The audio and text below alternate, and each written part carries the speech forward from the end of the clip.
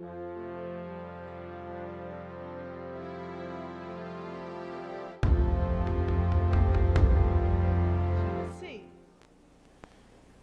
are going to continue the discussion initiated by Will Wirtz at the end of the last panel on the theme of the nation state as opposed to the new dark age. And we have 4 eminent historians and researchers here on this panel who are going to present various aspects of the fight for the sovereign nation state.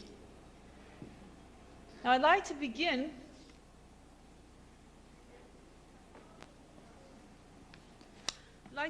by asking Paul Gallagher to address the audience. Paul Gallagher, as many of you know, is one of our associates who is unjustly incarcerated in prison here in Virginia for crimes he never committed. Paul Gallagher has taped a message to the conference which he requested be played at this panel because he directly addresses the theme of this panel. So if we can hear the message from Paul Gallagher, please. Greetings to all of you at the conference on the road to recovery. This is Paul Gallagher.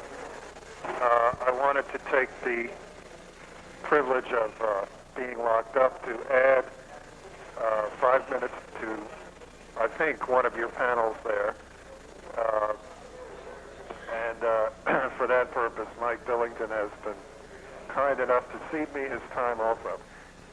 My subject is Shakespeare, because a profound understanding of the battle between feudalism and the nation state is found in Shakespeare's dramas of the kings of England, which are really dramatic theses on the matter of sovereignty. How unstable and fragile were the monarchies, although appearing to convey absolute power. How can a king maintain his sovereignty against the nobility from which he came, so as to rule the people well? This is a question which is under Shakespeare's glass from the very first portrait of the pathetic King John, who lost his sovereignty even before his death. First, the king's claim must be entirely lawful and legitimate, not usurped by might makes right, as John's appeared to be. Second, he must rule both virtuously and ruthlessly, never dividing or giving up any of his sovereignty, as John was caught and divided between his own commanders on one side and the legate of the Pope on the other side, who was claiming temporal sovereignty in England above the king. In these plays, we see that though the common people would be loyal to their kings, the feudal aristocracy would not. The chivalry of England was loyal only to itself, to its own family, fiefdoms, blood and soil, and to virtually insane obsessions with family revenge and personal justice. Their oaths to the king were forsworn at the first sign of family aggrandizement elsewhere, or to revenge any slight to family title and honor. The trilogy of Henry VI is a classic, brutal portrait of this anarchic nobility at war with the nation. The plays deal as a whole with the prehistory and history of the 15th century Wars of the Roses.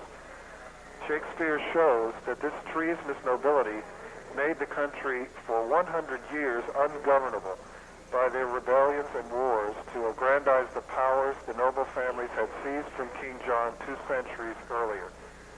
The famous scene in the courtyard of a London law court where aristocrats pluck red and white roses from the bushes to take sides with the houses of Lancaster or York was invented by Shakespeare.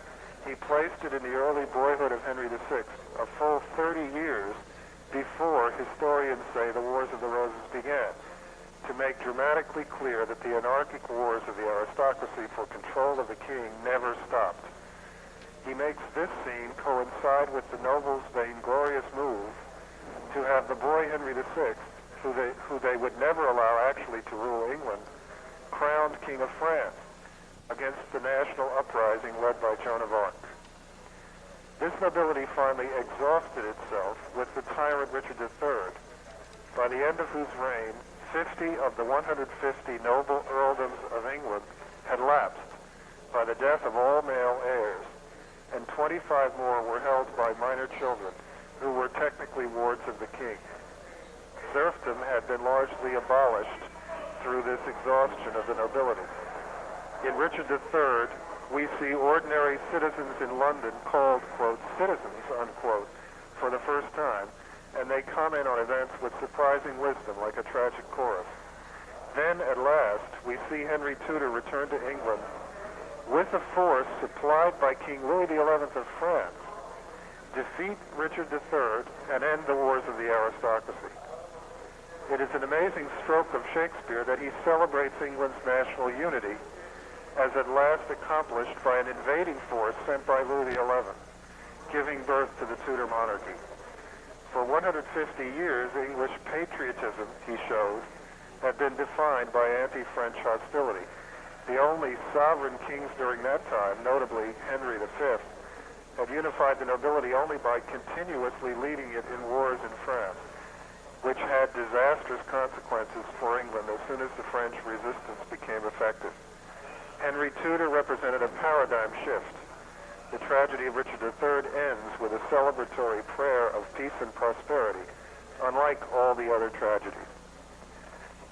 Shakespeare is famous for having ignored in these tragedies all of the Aristotelian conventions of unities and so forth of tragic playwriting. For example, in the first two acts of Richard III, 11 years pass by. The entire reign of Edward IV passes by, with none of the characters discussing or even taking note of the passage of that time. The plays are really composed around moments. They're composed like classical compositions of music, such that this kind of compression and densification is possible in order to carry along a single idea. And that idea, in one form or another, is the battle for national sovereignty to emerge, the person of a monarchy, through the defeat or else the self-defeat of the oligarchy. Let me end this without drawing any conclusions. It's really only an invitation to see some of the discussions you're having on one of the panels there reflected in the great tragedies of Shakespeare. So let me end and wish you all a very productive and happy conference. Thank you.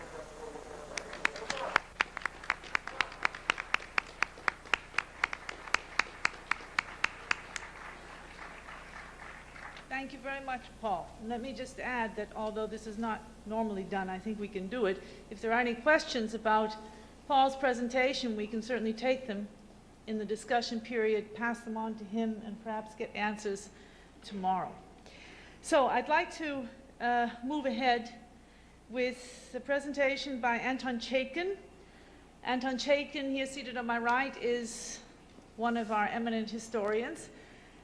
He is the author of a book called Treason in America. And this book has recently been republished, re-released. It is available outside on the book table, and Tony will be available tomorrow to sign copies for those who would like to purchase an autographed copy. Tony is going to present tonight The Southern Confederacy, British Terrorism.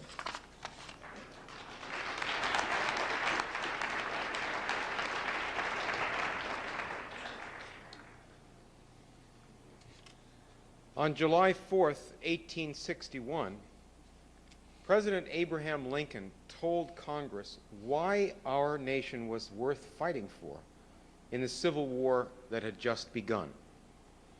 Lincoln posed the question which confronts us today. Can a country governed by the free choice of its people keep its elected government against enemies who are too few in numbers to win in elections? Or can its enemies, upon the pretenses made in this case, or on any other pretenses, or arbitrarily without any pretense, break up their government and thus practically put an end to free government upon the earth? Could a people have their own government that was for their own benefit, protection, and improvement, rather than be ruled arbitrarily by the powerful? Lincoln said that the free institutions we enjoy have developed the powers and improved the condition of our whole people beyond any example in the world. This is a campaign election poster for Abraham Lincoln and his vice presidential candidate Hannibal Hamlin from 1860.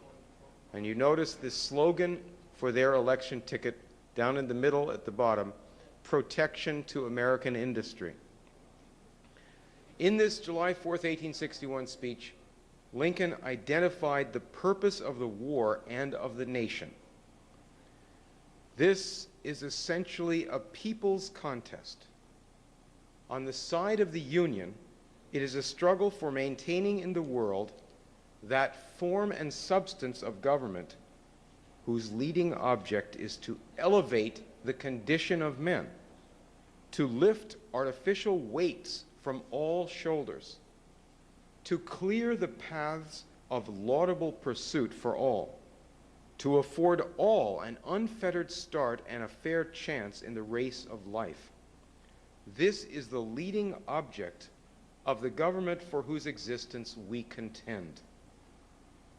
He said, the plain people understand and appreciate this. This is the patriotic impulse of plain people. They understand without an argument that destroying the government which was made by Washington means no good to them. 80 years earlier, George Washington and his supporters had made our new government in a revolution against the British Empire, a very old and evil form of government. Within that empire, Negro slavery had been legal everywhere.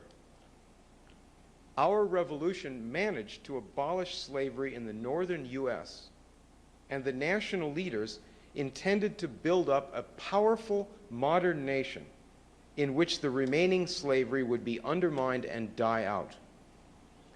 But after our revolution, the British enslaved all of India, poured dope into China, starved Ireland, and waged 100 wars to stop self-government from protecting the people of any country against the empire's looting. The motto of these wars of extermination was free trade, the right of private cartels to dominate the world and murder those who got in the way. And the imperial aristocrats and bankers never agreed that our new form of government should survive to be a successful example of self-protection. Though they lost the Revolutionary War, the British Empire kept military bases on our western frontier, and more importantly, kept two main bases of political subversion.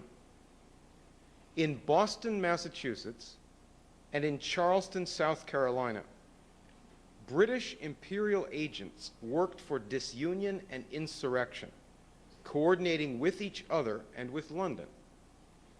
New York's Wall Street Financial Center was later added as the third main base of British intrigue to reverse the American Revolution. Through these channels, the British procured the secession of the South, the slave owners' rebellion that would have ended modern civilization if successful. Through similar channels today, the same imperial enemy intends to destroy our government and drag the world into a dark age. In that July 4th speech, President Lincoln identified the enemy not as the people who lived in the South, but as a faction of secessionists who Lincoln said have been drugging the public mind of their section for more than 30 years to take apart the government. Before the Civil War, in a famous speech warning that a house divided against itself could not stand, that the government could not endure permanently half slave and half free, in that same speech, Lincoln said there appeared to be a conspiracy against our freedom. And he named 2 presidents, a senator, and the Supreme Court Chief Justice as conspirators.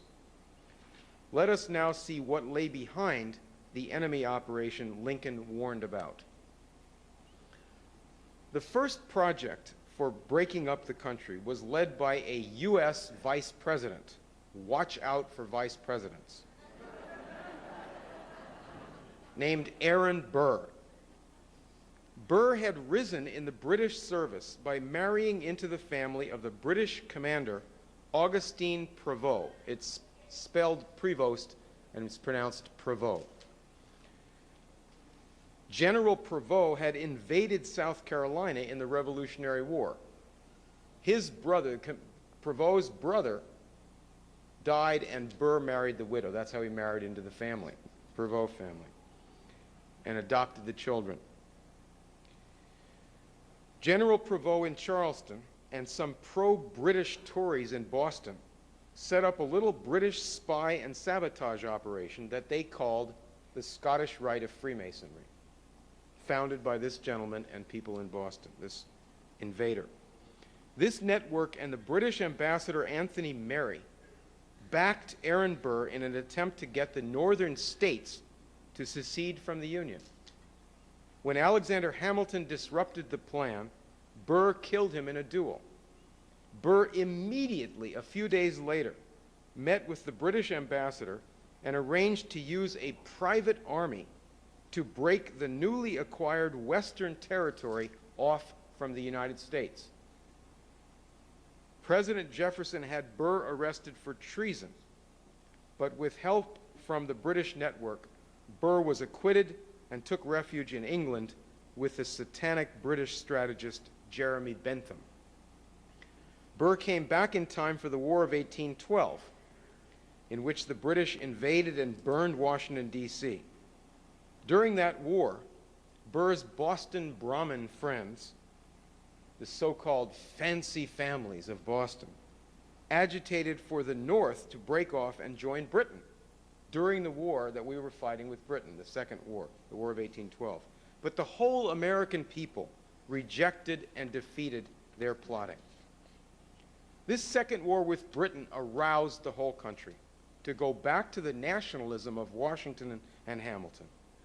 Henry Clay and John Quincy Adams led the fight to restore the national bank, raise the tariff, spur science, start building canals and railroads by government intervention, and make America a great power. The nationalist policy was called the American system, as opposed to the British or free trade system. It was in reaction to this program that Southern secession was first proposed in 1827. The British network had installed this little Englishman, Thomas Cooper, a professional revolutionary, in the respectable post of President of South Carolina College and Professor of British Free Trade Economics. The whole country was startled to hear about a meeting, anti-tariff meeting, July 2nd, 1827, when Cooper made the following remarks.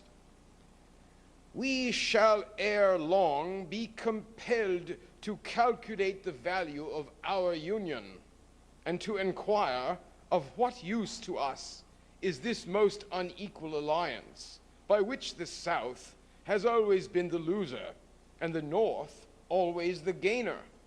Is it worth our while to continue this union of states, where the North demands to be our masters, and we are required to be their tributaries, who with the most insulting mockery call the yoke they put upon our necks the American system? The question is fast approaching the alternative of submission or separation." No Southerner had ever proposed such treason before the Englishman Cooper did. There were severe attacks on Cooper in the national press. Cooper replied defensively in a letter to the United States Telegraph. I would not choose to be bound to a union such as Mr. J.Q. Adams and Mr. H. Clay would impose. Despite the attacks, Cooper was now doing publicly what he had done quietly since 1822 as president of this college in South Carolina, building up a movement of his students and followers among the South Carolina Tories and aristocrats. By 1830, the British underground had armed thousands in South Carolina for a war against the U.S. government in the so-called nullification controversy. Cooper's incendiary initiative was immediately called treasonable madness. He was attacked as a foreigner whose violent opposition to the tariff was designed to favor British merchants and manufacturers against Americans.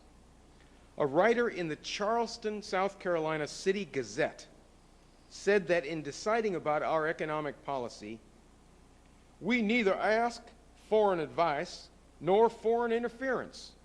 Politically independent of Europe, we ought to be mentally so. We ask not to be instructed by emigrants from her shores in matters of which we feel fully competent to judge. We shall not consult Dr. Cooper or any of his countrymen to know which policy to follow. A North Carolina paper wrote, "It is bad enough to see a Native American so destitute of principle as to speak with complacency of so deplorable an event as a separation of the Union. But in a foreigner, whether naturalized or not, it is insufferable. Dr. Cooper has found an asylum in this country, but if he is now dissatisfied, if he dislikes our laws or government, let him go where they are better. Let him not stay here to preach up sedition and treason."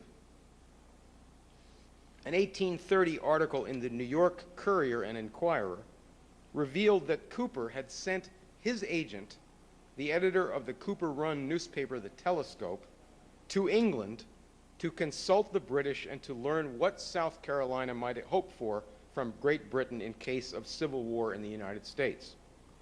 The New York paper said that Cooper, who was an Englishman with pro-British motives, was the chief agitator for a rupture between South and North.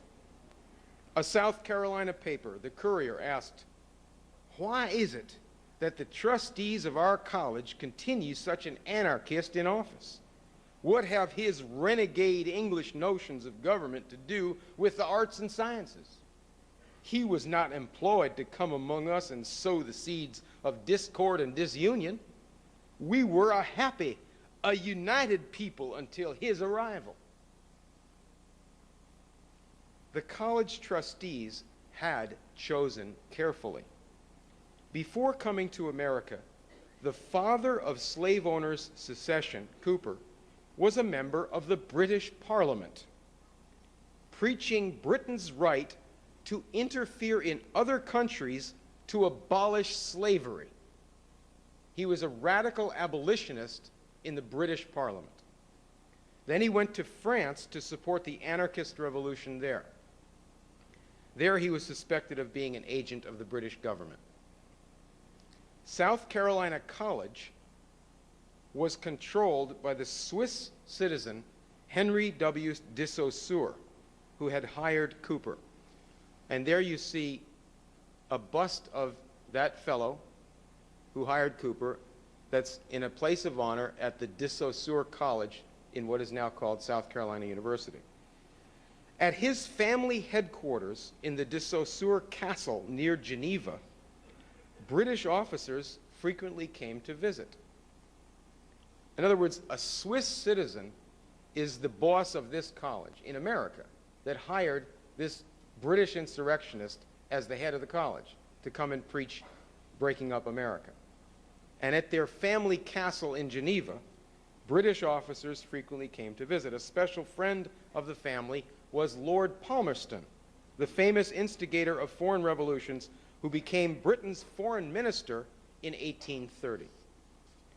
De Saussure's employee, Dr. Cooper, taught his students Jeremy Bentham's satanic free trade doctrines.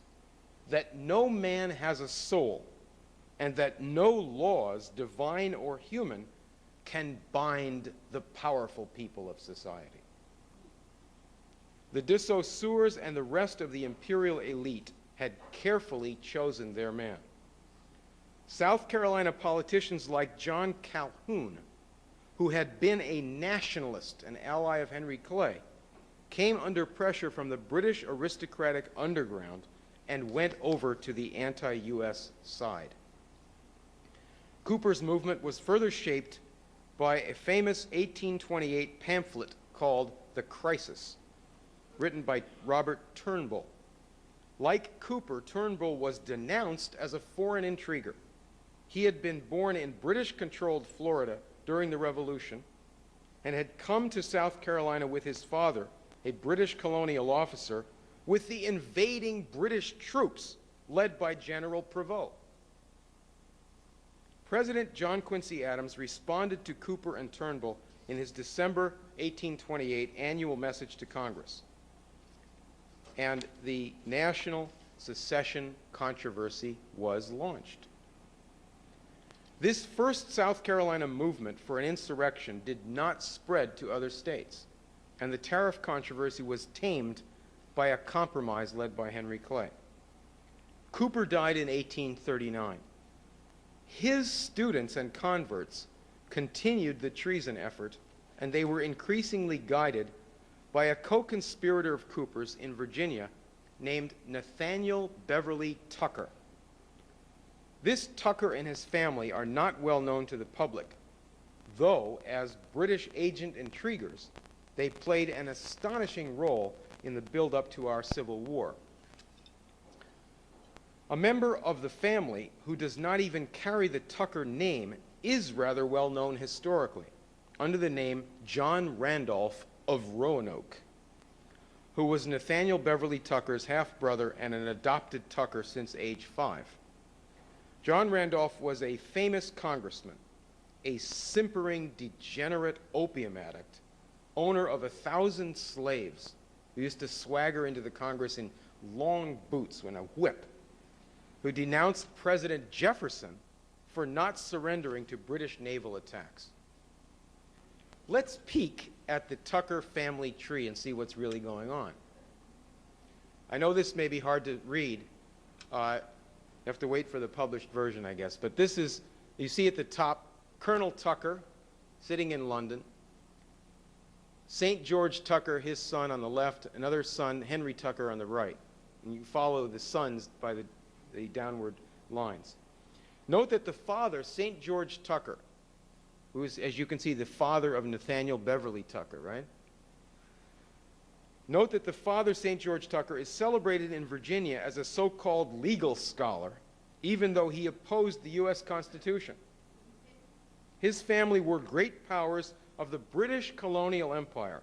His nephew, Henry St. George Tucker, over there on the right, in the middle, became the brutal chairman of the British East India Company in the world. That's his nephew. Another nephew was a British admiral who fought America in the War of 1812, while John Randolph denounced the American war effort. Sons John Randolph and Beverly Tucker, this Nathaniel Beverly Tucker, you see the arrow there, conspired with Aaron Burr's scheme to seize the Western USA. And John Randolph got himself put in as a foreman of the grand jury when Burr was indicted, helping to wreck the case against Burr. Virginia jury trials are not what they seem. In 1815, Beverly Tucker emigrated to the territory of Missouri, where he led an attempted insurrection of Missourians against the United States. This was temporarily settled by a compromise, and Tucker moved back east. That's the famous Missouri Compromise. You see these insects going everywhere, the same little set. Tucker continuously preached disunion in ways that Adolf Hitler or Prince Philip could appreciate. He called Anglo-Saxons, that is the English and their cousins, a master race of unquestionable superiority, who should rule black slaves who are unable to live honestly without labor. implying that he and his friends could live honestly without labor. But what of the whites? Tucker complained after the Missouri Compromise that the rabble of the West could be bribed with federal sponsorship of infrastructure, that the people did not support states' rights. So Tucker opposed giving the right to vote to the common white people. He blamed contending parties for bringing more and more people into the political process, arming them with votes, and thereby increasing the power of the masses. I need some water. Thank you. Beverly Tucker denounced the meddling spirit of democracy, the low-bred insolence of upstart legislation intruding by unhallowed means into the throne of legislation. He sought a controlling power over the brute force of the multitude. Tucker wrote that self-government is for the enlightened, refined, rich, and luxurious community, not the horde of poor and ignorant barbarians. Beverly Tucker and Thomas Cooper worked jointly as the center of intrigues to create a Southern insurrection. They jointly operated a particularly degenerate South Carolina politician named James H. Hammond, who had been a student of Cooper's. Aping Beverly Tucker, Hammond attacked widespread voting as a tyranny. Hammond said slavery produced a government of the best, combining all the advantages and few of the disadvantages of the aristocracy of the old world. And ours, like the nobility of Europe, have the same education, polish, high honor, and undaunted spirit.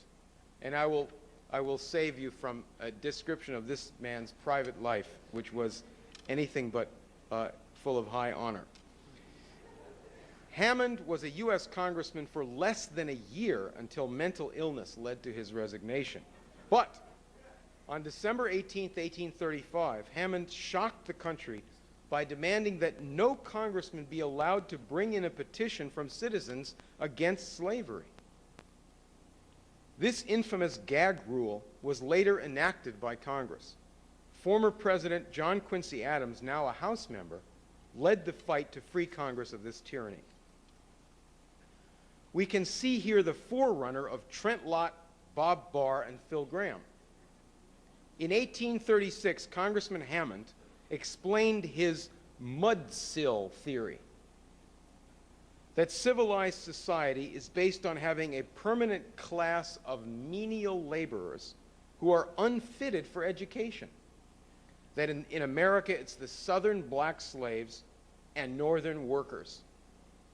In the same speech, he declared that cotton is king and no one could conquer its power. This mudsill speech became famous as the British colonial-style outlook of the slave owners and their allies. When Hammond was a senator during the late 1850s drive for secession, Abraham Lincoln answered Hammond's earlier speech. Lincoln said that in our system, workers are free to rise in society, get an education, improve their lives. Lincoln said that those of us who oppose the mudsills theory hold that capital could never have existed without labor. Hence, that labor is the superior, greatly the superior of capital. From then on, patriotic working people making fun of the slavocrats proudly called themselves mudsills for Lincoln. Let us now look at that climactic struggle that led into the Civil War. Lincoln's Whig Party put out a pamphlet in 1844 charging that Britain's Free Trade Party had directly paid for the election of James Polk to the U.S. presidency. British money elected Polk, charged Lincoln's party, the Whigs. President Polk promptly made a deal with his British sponsors, giving Britain the Pacific coast of Canada. In exchange, the British were happy to back Polk for an American war on Mexico. to destroy a potential alliance of American republics against the British Empire.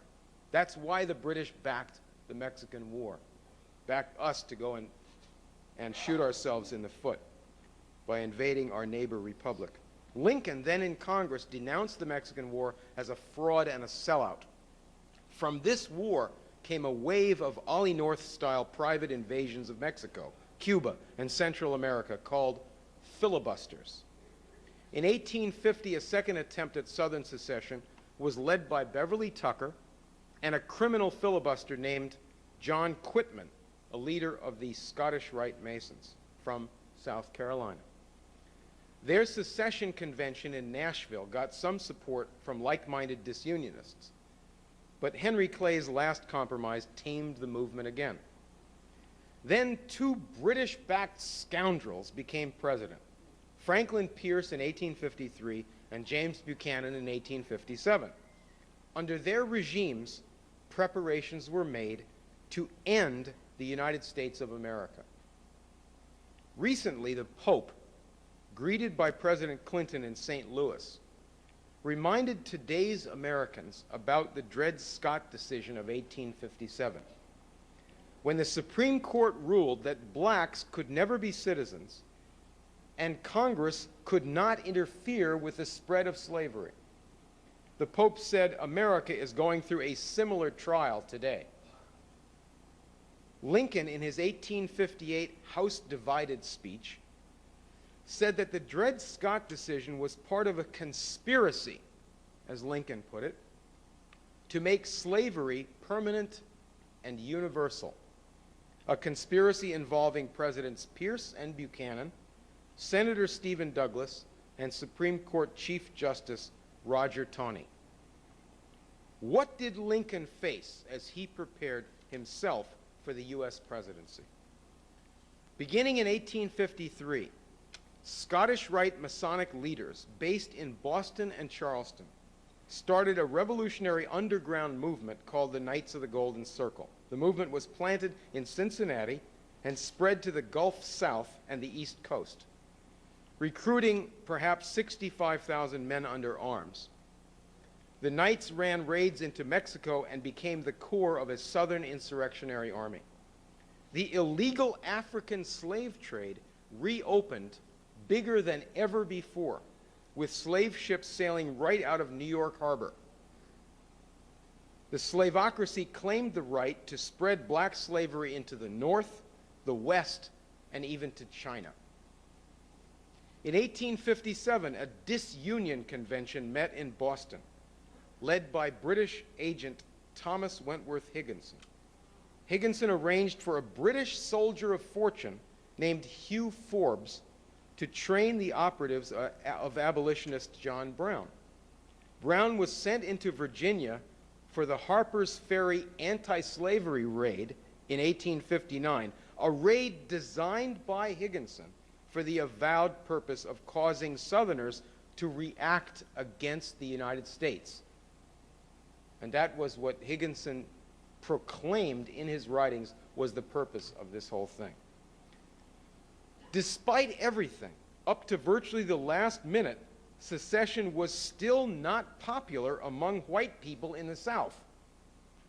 It was still a swindle being run by British-backed intriguers.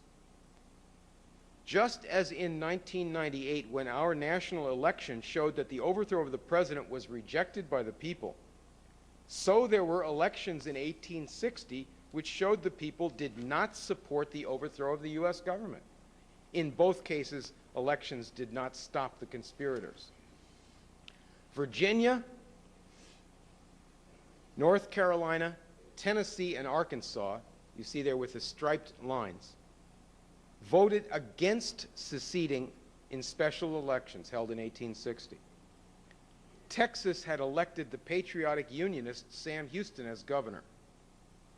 Secessionists now simply dragged those states out of the Union. In Texas, a reign of terror by arsonists and murderers accompanied the overthrow of Governor Houston. In the Deep South, the states shown in black, secessionists managed only bare majorities in favor of elections. in favor of secession. Though Abraham Lincoln was not even on the ballot in the South, the secessionist candidate for president, John Breckinridge, got only 45% of the vote in the slave states. Elected president on a platform of protectionism, Lincoln came to Washington secretly, in disguise, to escape assassination. The outgoing president, James Buchanan, said repeatedly, "I am the last president of the United States." The United States was to be ended. Our capital city was cut off from outside aid. The rail and telegraph lines were cut, and no troops could get through to Washington. In this desperate situation, Lincoln began to rally the American people to fight for their own government. It really was a world war, a war against civilization to which the British Empire had been building for nearly a decade. From 1854 to 1856, they and their French imperial allies invaded Russia in the Crimean War to stop Russia from national development. In 1857, British troops re-enslaved India in the Sepoy Mutiny. In 1859 and 60, British and French forces ravaged China in the Second Opium War. During our Civil War, British and French troops invaded Mexico on the pretext of collecting debts. British built Confederate cruisers in the Atlantic, sunk American merchant ships.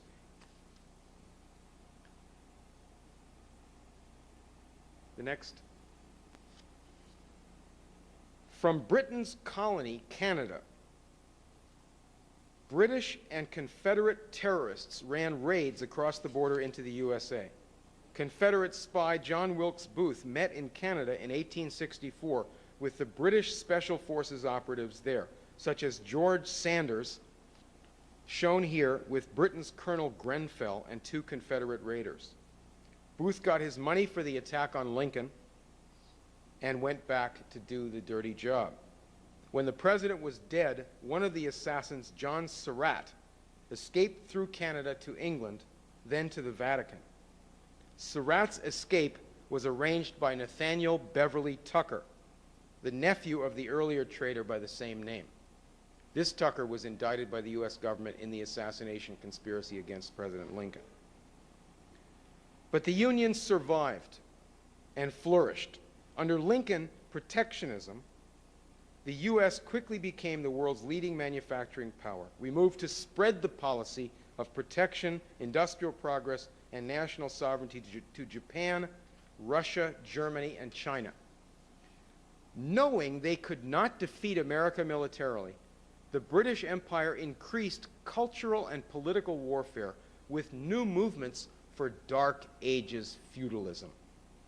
The aristocratic pre-Raphaelites openly attacked the Renaissance and supported anarchist terrorism.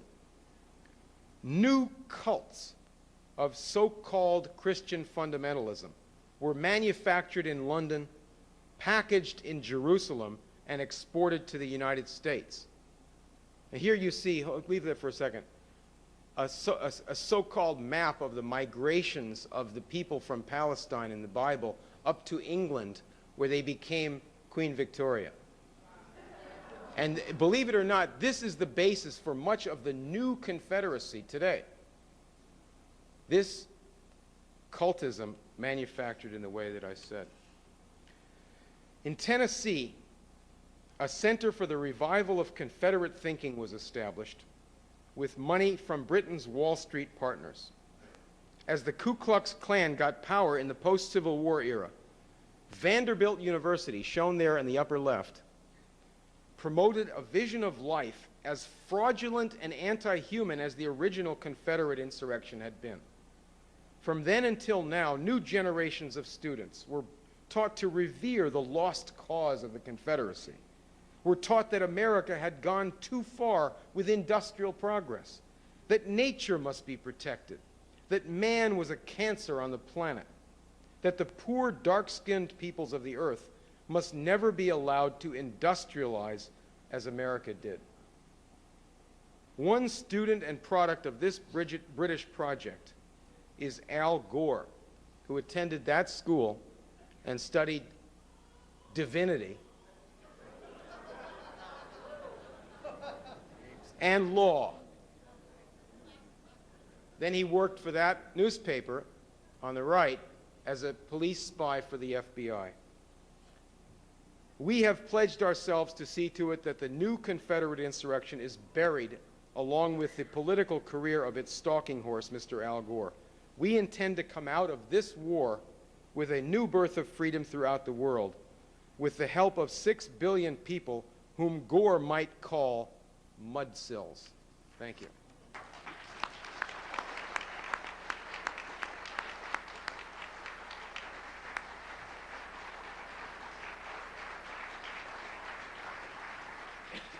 Thank you very much, Tony. So move ahead now with a presentation by Frederick Henderson. Frederick Henderson is a political organizer who has done significant research on the history of the Confederacy, much of which has been published in the New Federalist newspaper. And he's going to present to us tonight how and why the heirs of Andrew Johnson are behind the current drive to destroy the American nation state.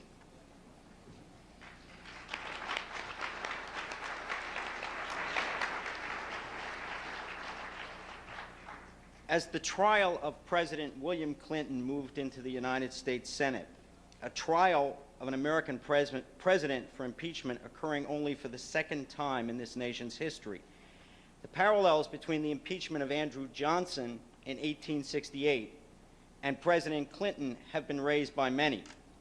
This was perhaps most forcefully stated by Representative Jesse Jackson, Jr.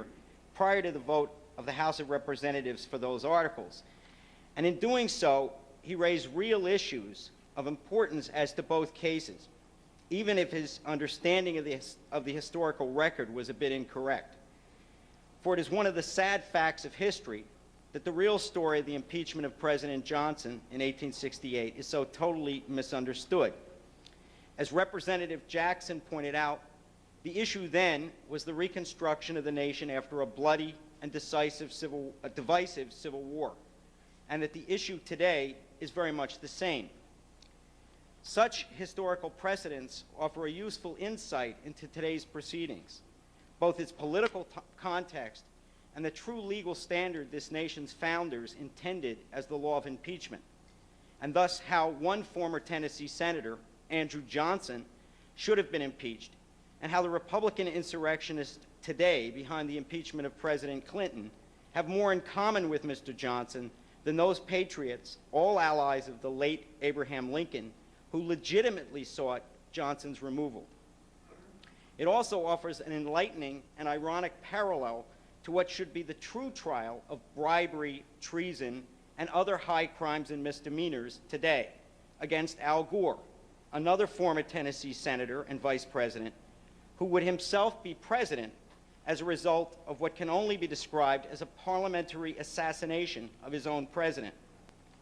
While the articles of impeachment upon which President Johnson was ultimately tried in the U.S. Senate were nonsensical, there is no question that Johnson deserved to be removed from office. His trial in the United States Senate occurred over his violation of a Tenure in Office Act passed by Congress only months before. It was a relatively silly and dubious charge involving his removal of the Secretary of War, Edwin Stanton, from his post. This, however, was an operation managed by the very same forces who opposed the American system policies of Abraham Lincoln and his allies in Congress, a pro-British faction in the Republican Party. The original charges written by Thaddeus Stevens, an ally of Henry Carey and Abraham Lincoln, which never made it out of the House Judiciary Committee, were based on Johnson's real treasonous defense of the old order in the South and his obstruction of the Republican plan for the reconstruction of the South after the war.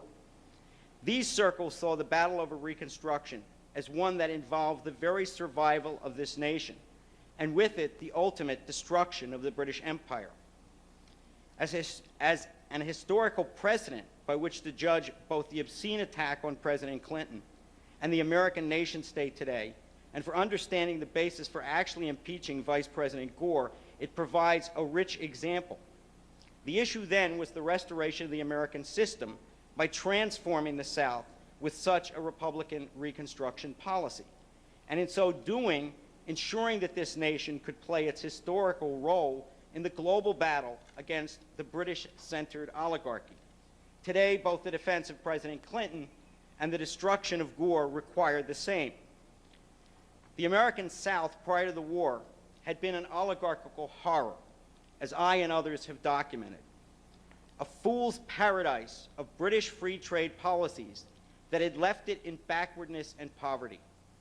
Aside from the straightforward horror of an enslaved population of 4.5 million African Americans, almost all Southerners suffered at the hands of a system whose economic, political, and social institutions were controlled by a tiny pro-British minority. This was a native oligarchy that worshipped at the altar of British oligarchical doctrines, intent on destroying this nation.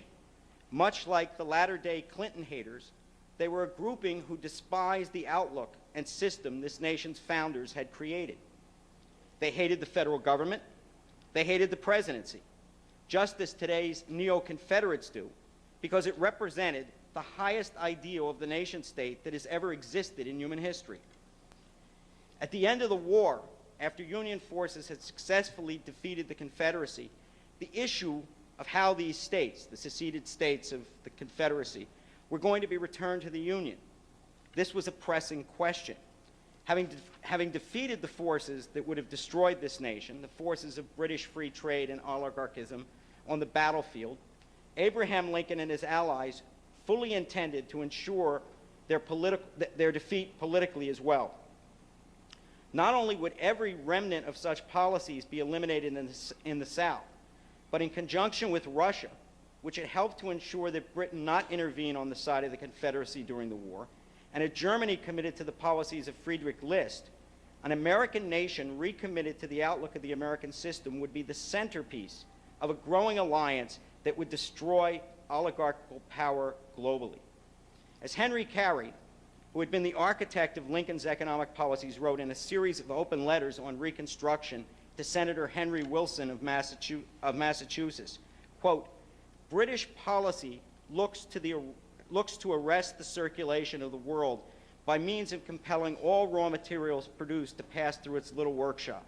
It is a monopoly system, and therefore it is that poverty, disease, and famine, all of which unite for the production of slavery, are chronic diseases in every country wholly subjected to British influence. Therefore, too, has it been that British agents have always been in such close alliance with the slave-holding aristocracy of the South, and that throughout the late war, British public opinion has been so nearly universally on the side of the men who have publicly proclaimed that slavery was to be regarded as the proper cornerstone of all free institutions. British free trade, industrial monopoly, and human slavery travel together, and the man who undertakes the work of reconstruction without having first satisfied himself that such is certainly the fact will find that he has been building on shifting sands and must fail to produce an edifice that will be permanent. Thus, the battle that began over the policies that would be implemented south of the Mason-Dixon had global implications. This was certainly understood by the enemies of this nation, and the success of the policies of the Lincoln administration during the war in restoring such an American system outlook underscored that point. There would be no question as to Lincoln's commitment in such a battle, nor that of the wartime leadership of the Republican Party and the Congress. It was recognized that the Southern states were not Republican in any form. They were and that they were not of the type that, of a state government or institution that ought to be part of the United States, and that what was going to have to occur was a process by which these states would be reorganized and new institutions created with new constitutions and new economic policies, so that they could actually be readmitted into the Union as actual participants in what was the American system of government, the American system of economics.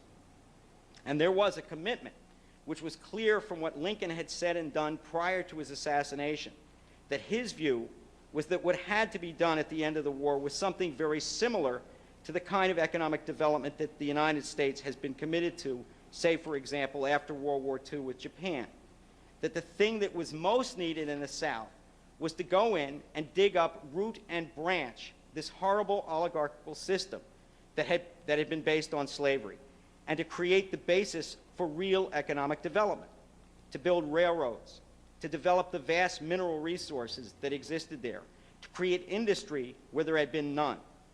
What happened was something quite different. Abraham Lincoln was assassinated by the very British and British allied forces who had run secession, bringing Andrew Johnson, his vice president, to the presidency. Johnson very quickly made clear on which side he would stand in this battle.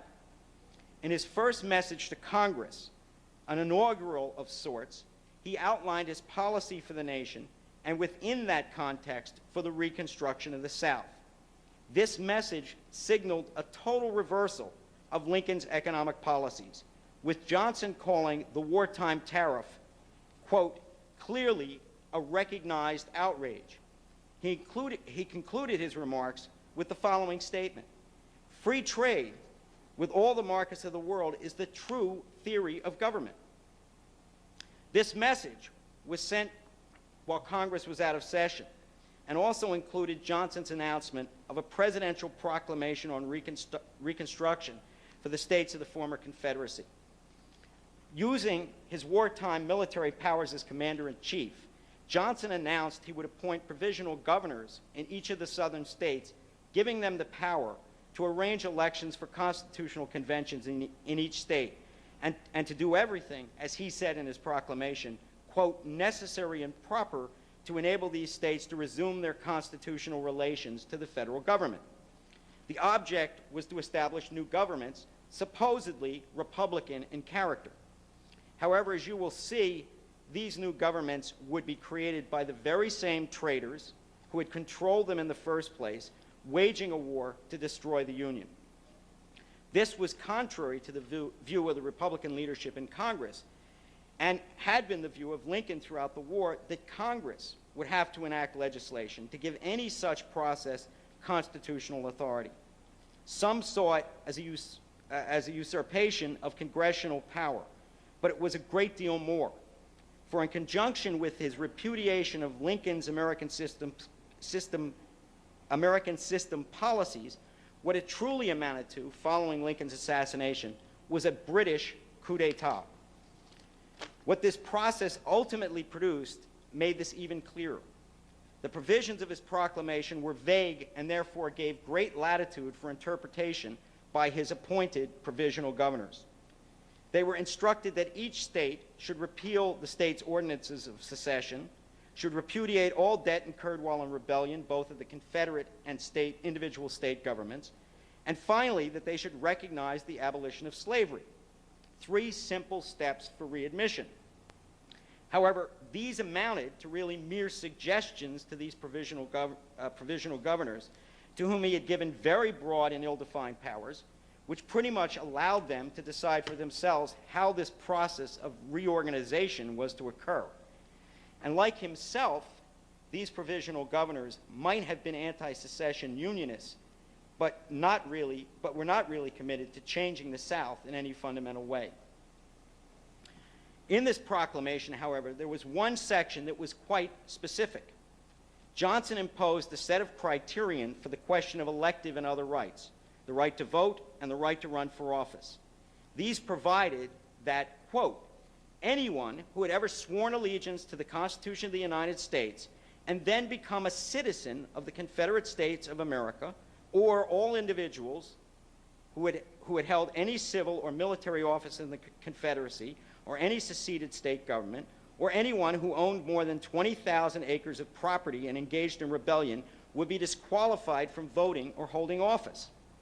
Now, that represented a huge proportion of the Southern population. It wasn't just slaveholders. It was virtually every white Southerner. Many, both in Congress and in the South, were appalled. No one was initially quite sure what to make of this. However, also in his proclamation, Johnson also established the right to petition the president for pardons, to have these prohibitions against voting and holding office removed. And Johnson very quickly began to use that power and in doing so established total control over who would participate in and control the political process in the South. In the first 9 months after his proclamation, there were 15,000 requests for pardons. He granted 14,000 of them. In the single month of May 1866, there were 7,000 pardons granted to those in the over 20,000 acre category alone. And 20,000 acres in the South meant you were a slaveholder. And as you can imagine, what happened very quickly is that nothing really changed in the South. It was going to remain what it had been prior to the war. First of all, as these governments were organized under Johnson's proclamation, as these new governments would be formed under presidential reconstruction, not one of them, and not one of the constitutions of any of these new state governments adopted any provision for black suffrage. Every Southern state legislature enacted legislation to protect the old order and to effectively negate the requirement of recognizing the abolition of slavery. On top of Johnson's pardoning power, there were voting requirements enacted and gerrymandering that limited the power of pro-union Southerners as well. Additionally, each of these new state governments enacted residency requirements for voting and office holding that would disenfranchise those who had opposed secession and left the South. Now, this was very important. Most people don't realize this, but over 100,000 white Southerners fought in the Union Army. They didn't wear gray.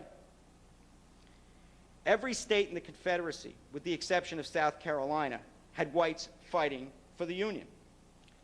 They obviously were not at home, residing in their respective states while they were fighting in the Union Army. Most Southerners had not supported the Confederacy, so these new governments passed these residency requirements that required that you had to live there for a certain number of years in order to vote or to hold office. Well, someone who had been fighting in the Union Army to defend the Union and the U.S. Constitution and the American system of government and economics wasn't residing in North Carolina or Tennessee or any other of the rest of these states at the time that was covered. So tens of thousands of loyal Southerners were disqualified from voting. Or Southerners who had fought politically against the Confederacy. And many of these people were run out. If they weren't actually killed, they had been driven out of the South. And they as well couldn't meet these residency requirements. Of course, it also applied to Northerners, both black and white, who in the thousands, tens of thousands, were coming south at the end of the war to help in the process of reconstructing and developing this area. They were disqualified from voting as well. But the most outrageous of these laws, however, were the black codes, which were legislation that every single Southern state passed, which set up a series of measures which effectively reestablished the institution of slavery under another guise. They provided for what former slaves could and could not do in terms of employment. For example, slaves were not allowed to develop skilled, craft-oriented professions. They provided for where former slaves could live and where they couldn't live. There were certain sections of cities where former slaves were not allowed to live, and there were other sections where they were. But the most horrid aspect of the black codes, however, were the vagrancy laws. These established an unbelievable provision that allowed virtually anyone to be classified as a vagrant. And what I want to do is just read you a section from one of these statutes. The vagrancy statute, this is from the vagrancy statute of the Mississippi Black Codes. It defined any former slave, any freedman, many of these actually went under the guise of legislation to enhance the rights and privileges of the newly freed man. They defined any former slave who was not, quote, who was not gainfully employed, which was, with many of these were. I mean, with the end of the plantation system, the collapse of the plantation system after emancipation, huge numbers of former slaves were not gainfully employed because the system had collapsed. Or, quote, any stubborn or refractory servant, a laborer or servant who loiters away his time or refuses to comply with any contract or term of service was a vagrant. And under the black codes, vagrants were subject to arrest and punishment by being hired out by the county sheriff for a term of anywhere from 6 months to a year. So effectively, what had occurred was that the very slaves who had worked on these plantations prior to the end of the war, now, while no longer legally property, so-called property, under the black code vagrancy statutes, could be put to work and were en masse on the very same plantations, under the very same slave masters who now ran their governments because they had been given the right to vote and run for office by Johnson's pardons. And what you had is a system which, it very quickly became clear, was of the very type that the Civil War had been fought to destroy. These policies were precisely the ones that had impelled the nation to war. So we would be readmitting into the Union under Johnson's proposals states which had policies which were no different than those of those secessionists in these states that had existed prior to the war. And in 1866, that became abundantly clear. In 1866, there were elections in each of these states. And every one of these states, under presidential reconstruction, was allowed to elect congressmen and senators and to send them their representatives to Washington. This was the means by which they were going to be returned to the Union. Here's who represented the South after those elections in 1866. The former Vice President of the Confederacy, Alexander Stephens. 4 Confederate generals, 5 Confederate colonels, 6 former cabinet members, and 58 former members of the Confederate Congress. I dare say if Jefferson Davis at that point had actually been free to do so, he would have probably been elected and sent to Washington as a representative from Mississippi. This was the Southern delegation that came to Washington seeking admission to the 39th Congress. Now, this was the point at which the fight between Johnson and the Congress fully erupted.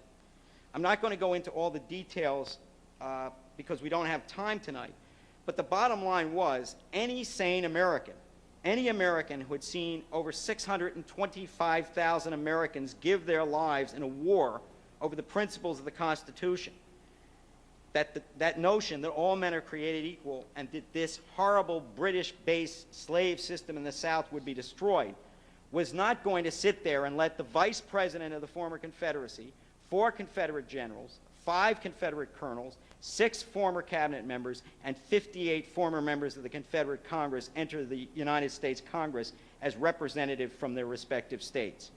So what the Congress did is it rejected all of them. It said that these newly elected congressmen and senators were not representative and therefore could not be seated. In addition, during this period, Congress understood that there were a number of things that had to be done in terms of policies in the South. The Freedmen's Bureau, which had been set up under Lincoln during the Civil War itself, to deal with the question of the newly freed slaves, to lay the basis for a transition from slavery to what needed to occur for African Americans to become independent, functioning citizens of a free society. In 1866, the Freedmen's Bureau legislation was running out. So the Congress passed legislation to renew the Freedmen's Bureau. This was an agency, legislation for which Abraham Lincoln had signed into law twice. And the Congress passed it and sent it to Andrew Johnson for his signature. Johnson vetoed it. Not only did Johnson veto it, but he sent back a message that was extremely provocative.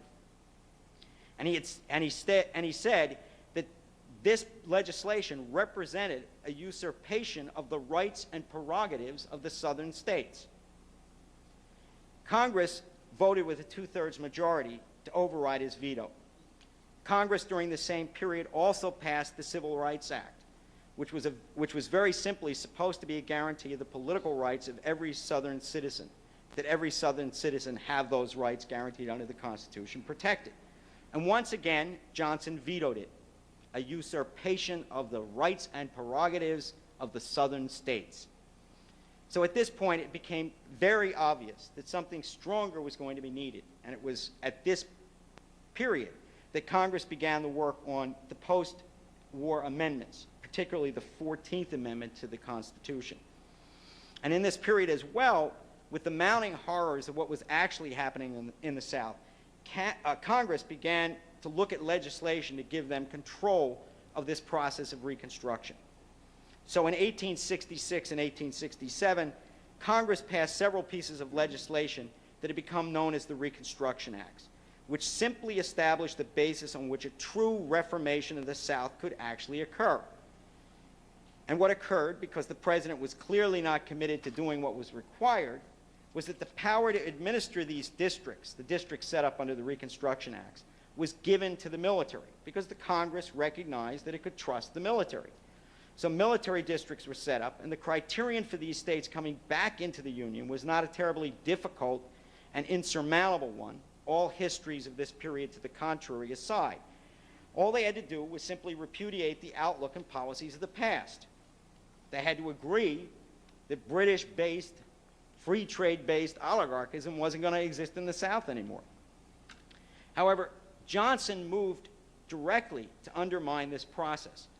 He wrote a series of letters to the provisional governors that he appointed in various of these states, asserting that under his war powers as commander-in-chief, these provisional governors still had power because their representatives had been rejected in Washington and therefore hadn't been readmitted as states. Johnson told these provisional governors, and this is a quote from one of the letters, accede nothing to these military authorities. This is after the Reconstruction Acts had been passed, and these military districts and military governors provided for by the Congressional Reconstruction Acts had been appointed. He not only condoned and countenanced, but incited an organized opposition to the legally passed law of the land. Each of the Reconstruction Acts had been passed by Congress, and each was vetoed by Johnson, and Congress had then passed them with a two-thirds majority over his vetoes, and they had become law.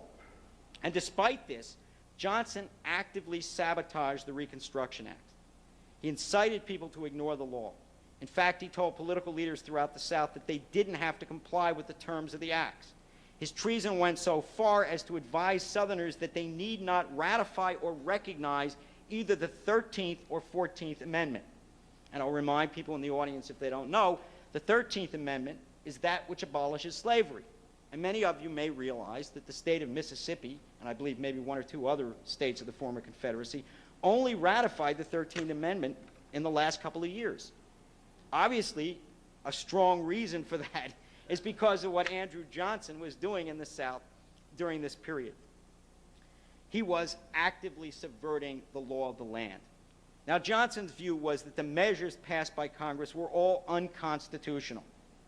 You know, that they violated the rights of these poor, defenseless Southerners who only months in many cases before had waged war against the nation, right, and were actively engaged in what effectively amounted to another insurrection against the nation in the form of the terror that was being carried out by the Ku Klux Klan and other similar organizations similar to what Tony described as the insurrectionists who carried the South out in the first place.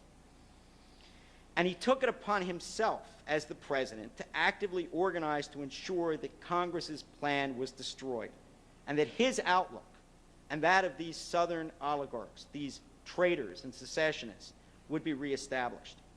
Now, there is a lot of background to Johnson which one could go through, but the bottom line is he had all the earmarks of a British agent. He was an advocate of free trade. He was against the American system, passionately against the American system. And he didn't fundamentally want to see any change in the South. One wonders how he ended up as Lincoln's running mate in 1864 and therefore his vice president. But American presidents oftentimes end up, with really bad vice presidents. And they generally tend to be the ones who get shot, because the British understand that they've got a fairly good backup option, as is the case today. As the battle heightened, President Johnson then began to systematically attack the authority of the Congress itself. During that period, there were massive numbers of federal employees that were appointees.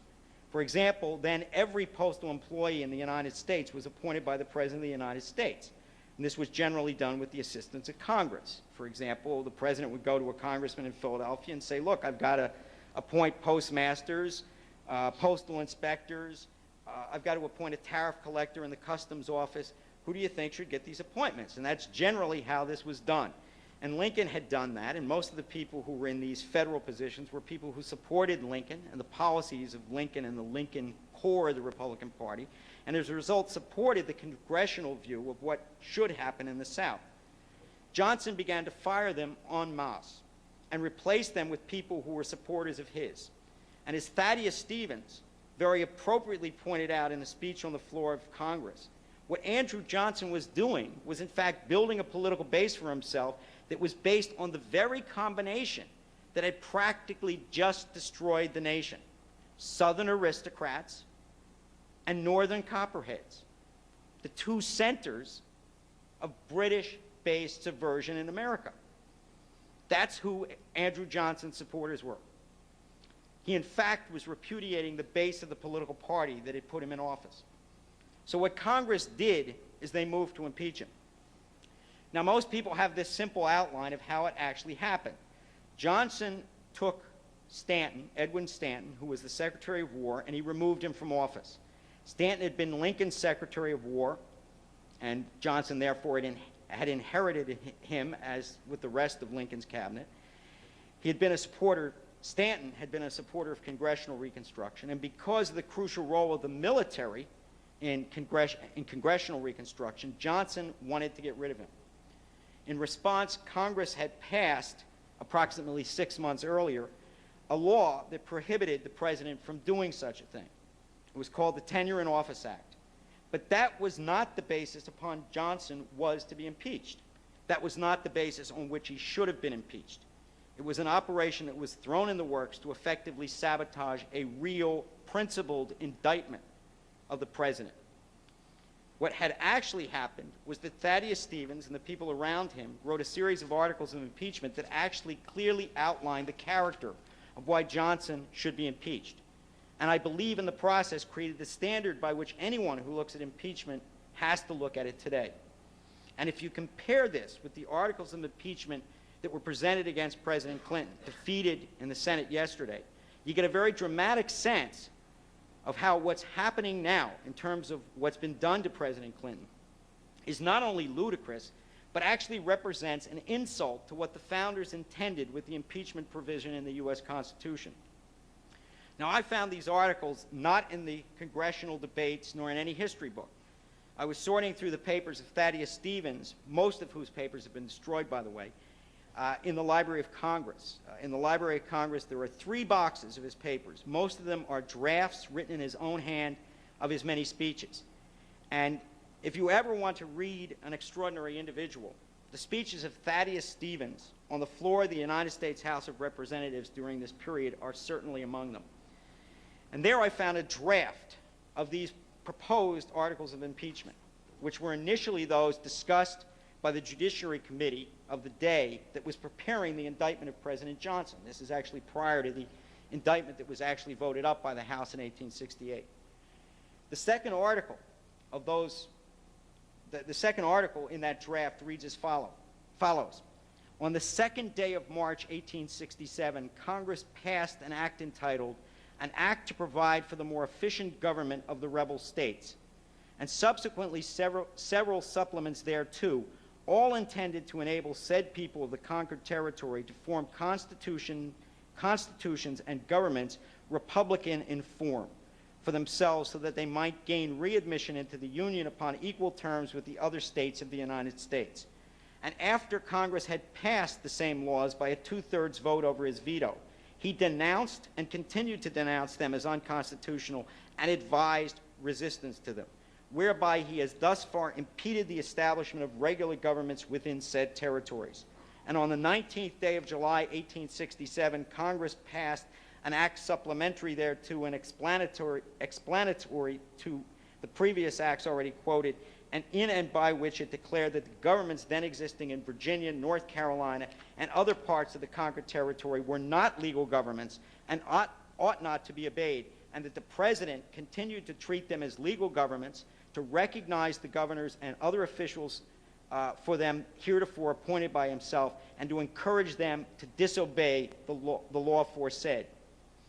In other words, Johnson was breaking the law of the United States. Now, there's nothing that prevents a president politically from speaking out against policies he believes are wrong.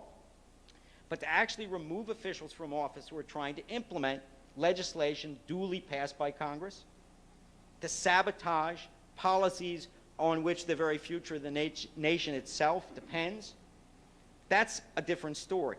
When a law is passed, you as the commander-in-chief, you as the chief executive, are responsible for its enforcement, whether you vetoed it initially or not.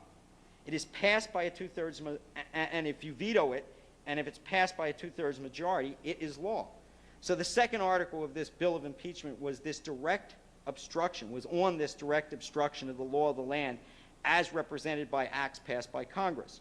Now, I assume that the first one drafted by Stevens, which no longer exists, was along similar lines. The third proposed article reads as follows. Andrew Johnson, having been elected to office as a Republican holding the same principles as Abraham Lincoln, did after the death of the said Abraham Lincoln conspire to continue in office another term, and in order to enable him to do so, he sought to build up a party distinct from and antagonistic to the one which elected him. And to that end, he perverted the patronage of the government, which he held by virtue of his office in public trust. He attempted to corrupt and did corrupt many of the people by exchanging offices within his gift for their principles. I'll remind you that Socrates was charged with that heinous crime of corrupting the youth. What Johnson did was far worse. In other words, he got rid of the people who were his opponents and put people in who were his supporters, abusing the power of appointment of the president. There's a fourth article, which Stevens drafted, which is not fully written out, but which is an elaboration of the basic principle of the other two. It essentially argues that Johnson did not confine himself to his military duties as commander-in-chief, but undertook to actually extend his powers beyond those powers given him by the Constitution by moving to admit members to Congress who had no basis in law to actually serve in the Congress given their crimes against the nation. And while one may not agree with every aspect of these, you certainly can see that they are a great deal more profound than the issue of supposedly lying under oath in a civil deposition. As Thaddeus Stevens himself argued this, impeachment was intended by the Founding Fathers as a provision to be used only when the grossest malfeasance in office occurs, when a president acted in opposition to the interests of the nation. As Stevens actually put it in his arguments, when a president, whether willfully or not, acts in a fashion to actually subvert the interests of the nation and its people.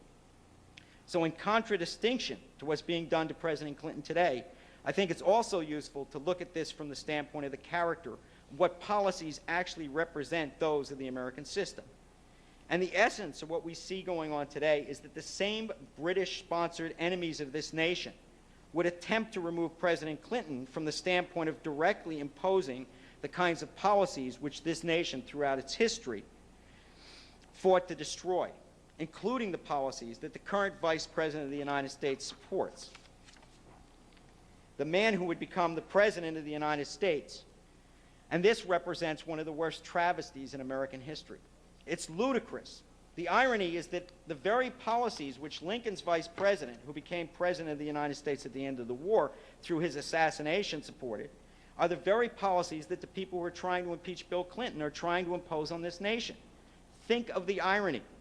The power of impeachment being used to remove a president then because of the issues of Reconstruction, of the old Confederacy, and the attempt to impeach this president because the same issue exists today, the issue of the reconstruction of a new Confederacy. That's something that people have to remember.